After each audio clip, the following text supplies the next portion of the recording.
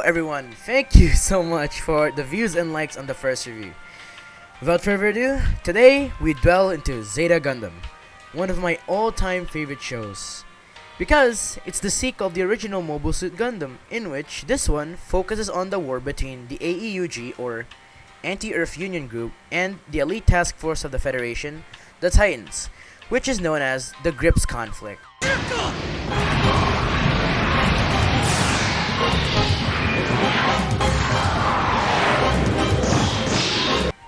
And if you want me to explain it, you're not getting it in this video. Or you could kindly get off this channel and go to another YouTuber's video.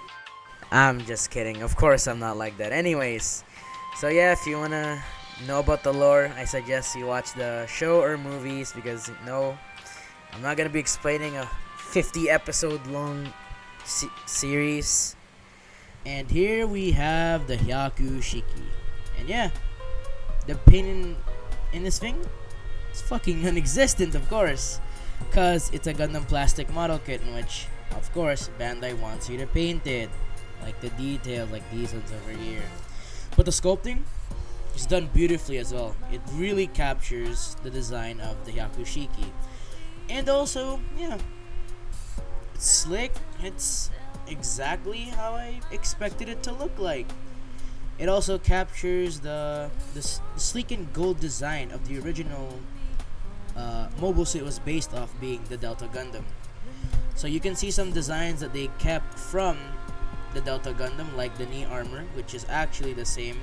And as you can see here, the wing binders on the back of the Hyaku-Shiki, they're also from the Delta Gundam. And you got some wires on the arms, though they're just red. So I advise you guys to get your trusty Gundam marker and just follow the lines. And they also give you an included sticker sheet. 3 for the visors, 2 for the camera, back and front, and also they give you the red vent things to cover them up. But seriously, are you gonna use the stickers, all of them? Man, don't be a lazy ass. Paint it already. Like, it's just black, but I advise you to just Gundam marker it or paint it so that it adds a bit more realism to it. And overall, yeah, you can also see some mechanical frame details on the side of the legs and the front. And you got lots of lines for panel lining, but you know, you can do that easily. So what I find really nice about this kit is that this is the kit that utilizes C-clips. So you see here, it's like a C-clip based. So you just plug that in and yeah, once you clip it, it's already good, just like the legs here. And with this, it allows the Hyaku-Shiki to be posed in any way that you like, which I like because I like posing my model kits a lot. That's what I like about this kit. I didn't even know that's gonna have this much, range of articulation. But overall, for the price that I got it, 900 pesos or $16, this is really good. So let's talk about the armory of the Hyaku-Shiki. So first off, we have the BRM-87 beam rifle. So this beam rifle is pretty unique looking. I mean, even the O had it, but yeah. So this beam rifle, known as the BRM-87, has the ability to penetrate through most armors without them having countermeasures. So as you see, it has a lot of details. And this was actually an improved version of an older beam rifle from the 1-Year War, which is the plot of Gundam 0079 or the original anime series. So this one, it can't be stored in the back, which is sad. And as you can see, you need to paint the wiring up here, this one, gold. So you may just have to do a bit of painting, but yeah. Also, if you guys see stickers on the Hyaku-Shiki, those aren't included. I just put them for fun. We're not gonna talk about this really obvious Anaheim Electronics sticker on the clay bazooka later on because that doesn't come out till 0093, the insignia. So the next one we have is this thing. What is that on top? That's a peanut. Oh, right. So this one right here is the clay bazooka. So the bazooka that the Hyaku-Shiki possesses is unique because it has this chunky back rear, and a slimmed down look on the front end, the barrel, which is nice. And you can also see the hole there. So it looks a bit awkward on the top because that's where you'll need to display it. That's how you display it. And once you attach the included holding hand, you can actually sway back the trigger back and forth. So if you're not using it, you just close it up, the trigger, and then you put it on the back of the Hyaku-Shiki. So yeah, that's how you attach it. But I kind of wish they made like a what's that called? Yes, the mechanical, like a mechanical hook part, so that you just have to you can also store it, because it looks a bit awkward if it's just like this. So I would have preferred it to have that sort of mechanism, but it does look a bit awkward. But yeah, so this bazooka was originally, or actually it's the same one as the Rick Diaz, and this was originally supposed to be firing adhesive rounds, which immobilizes the enemy machine after destroying them outright. However, it can also be loaded with other types of ammunition, including the conventional boom or explosive ones, as well as the pellet shot rounds, which, as you can see from this clip, the adhesive round was used and it shot the Ashimar. And there also seems to be a vet, or is that ammo? I'm not sure. So that's the clay bazooka. And of course, every staple weapon of a Gundam is the Vulcans. So as always, the Hyaku-Shiki possesses a pair of 60mm Vulcans to destroy missiles and light targets.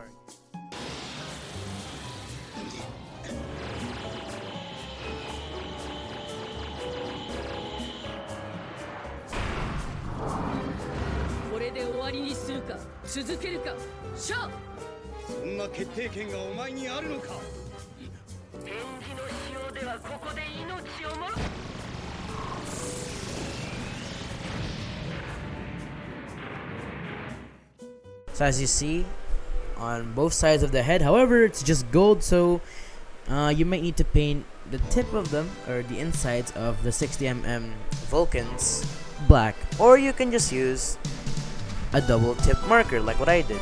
Use the pen tip one for better accuracy. And also, the Hyaku-Shiki has a pair of closed fist hands and grabby hands, which you can use to attach either the two beam sabers, the clay bazooka, and the BRM-87. Pretty cool. Has a really good connection on them and looks wonderful if you put all the weapons on it. And let's talk about the beam sabers now. So the beam sabers, they have quite a unique looking handle on them. Looks like something out of Star Wars. Pretty cool.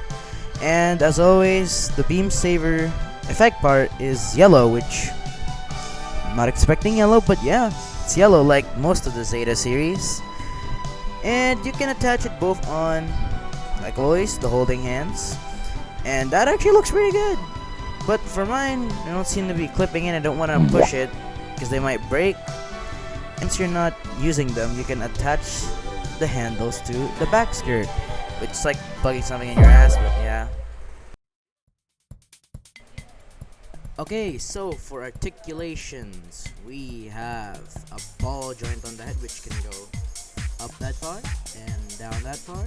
We got a swivel here. The shoulders or arms can go a full 360. We got a